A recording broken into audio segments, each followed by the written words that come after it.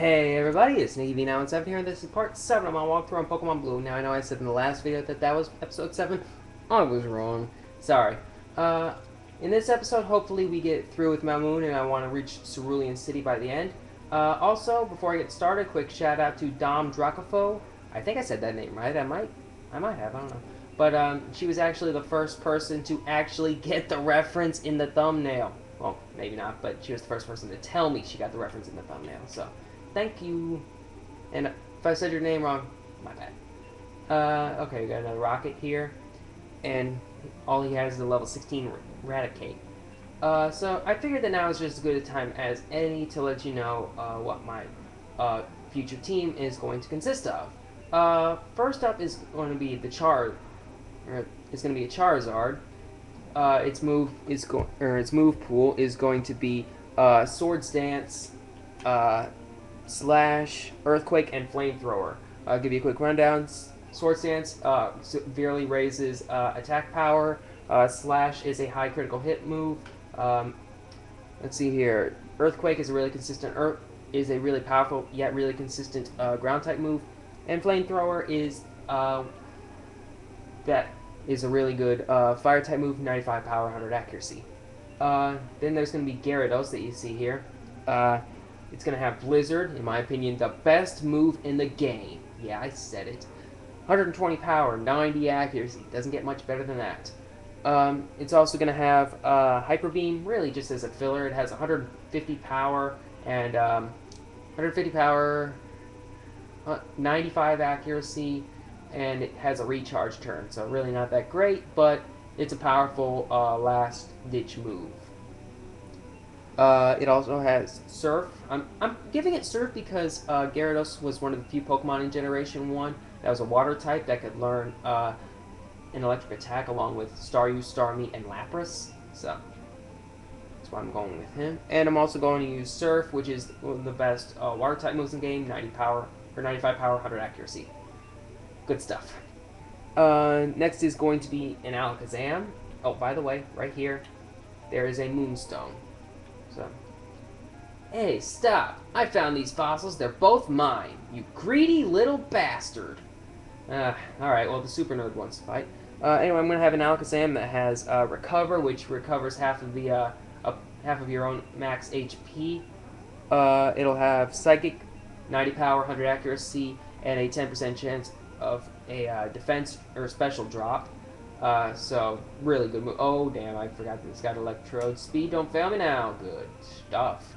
It's also going to have Tri-Attack, 75 power, 100 accuracy, 10% chance of freeze, 10% chance of paralysis, and 10% chance of burn. If you get that 10% chance of freeze, you've pretty much won over that opponent, and you might as well just start setting up for the next guy.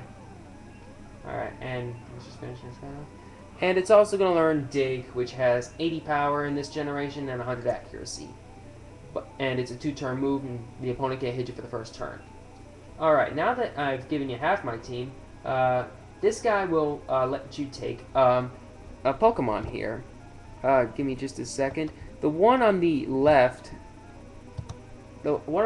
contains an Ammonite. Ammonite will evolve into Almastar at level 40. It has a mix of rock and water moves, but he doesn't have very many good ones. He has good specials and defense, but he's pretty unexciting in most respects. And in this one is the Dome Fossil, which contains a Kabuto.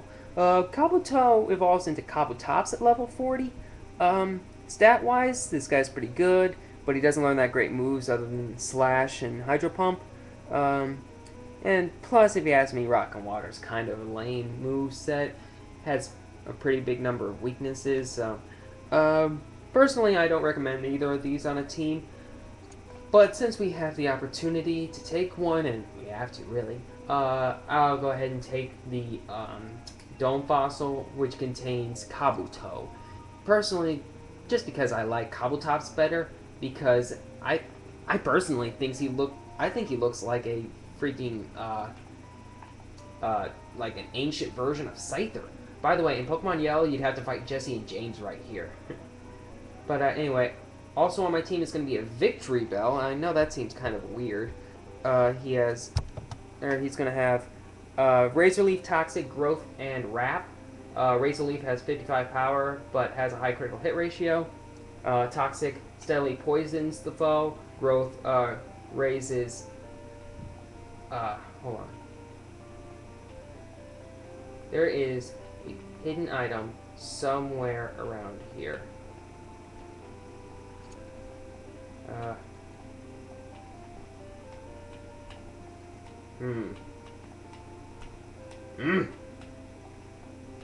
Alright, hold on. Let me see something here. I have this on one of my pages on this stuff. Hold on just a second. Alright, Route 4. Sorry about this, guys. This is a little bit embarrassing. But, okay, let's see here. Look at the first plateau. Wait, is this the... Yeah, this is the first. Okay, it will be 1 square south and 1 square east of the northwesternmost point. What? Okay.